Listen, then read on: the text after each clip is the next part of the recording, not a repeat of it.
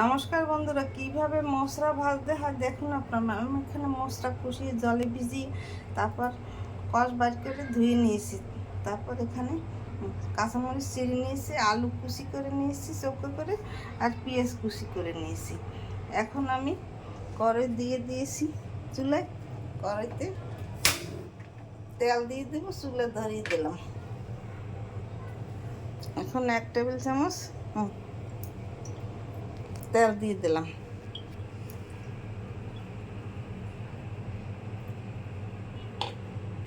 তেলের মধ্যে 2টা তেজপাতা দিয়ে দিলাম। তারপর পেঁয়াজ কুচি দিয়ে দিলাম।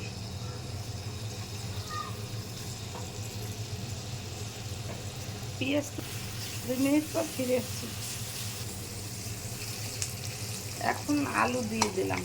আলুটাকে ভাজতে হবে।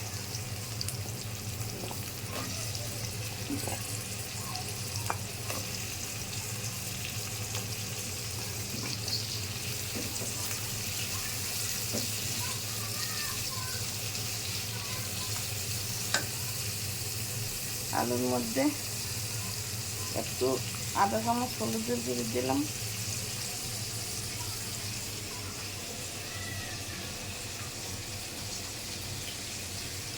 আধা চামচ লবণ দিয়ে দিলাম। এটাকে বাদামি কালার করতে হবে। তারপর মশলা দিয়ে দেব। আলু ভাজা বাদামি কালার হয়ে গেছে। এখন মশলা দিয়ে দেব।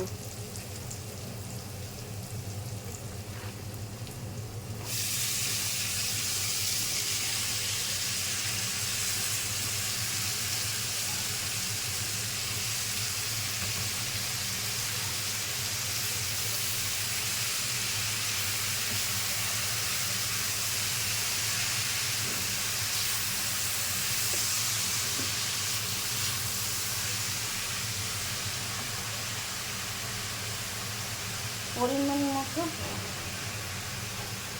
জল দিয়ে দেব।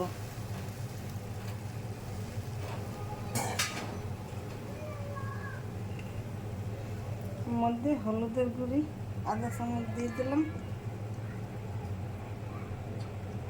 ধনের গুঁড়ি আধা চামচ,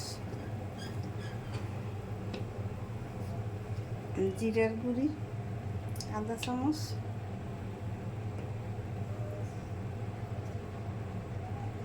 গরম মশলা আধা চামচ।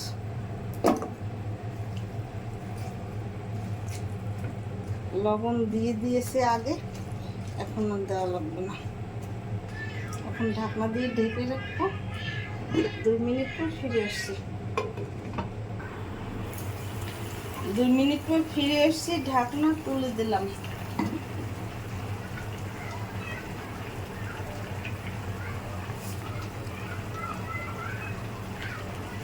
আধা চামচ চিনি দিয়ে দিলাম স্বাদের জন্য।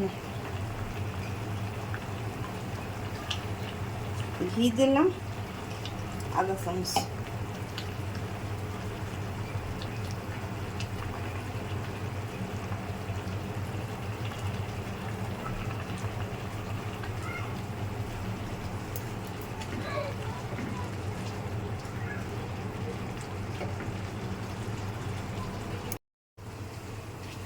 দুই মিনিট পর ফিরে আসছি। আমার মশলা সেদ্ধ হয়ে গেছে। এখন একটু আলু এইভাবে ভেঙে ভেঙে দিতে হবে। আলুগুলো একটু ভেঙে দিলে খেতে ভালো লাগে। 2 সাইডটা আলু ভেঙে দিলেই হবে, বেশি না।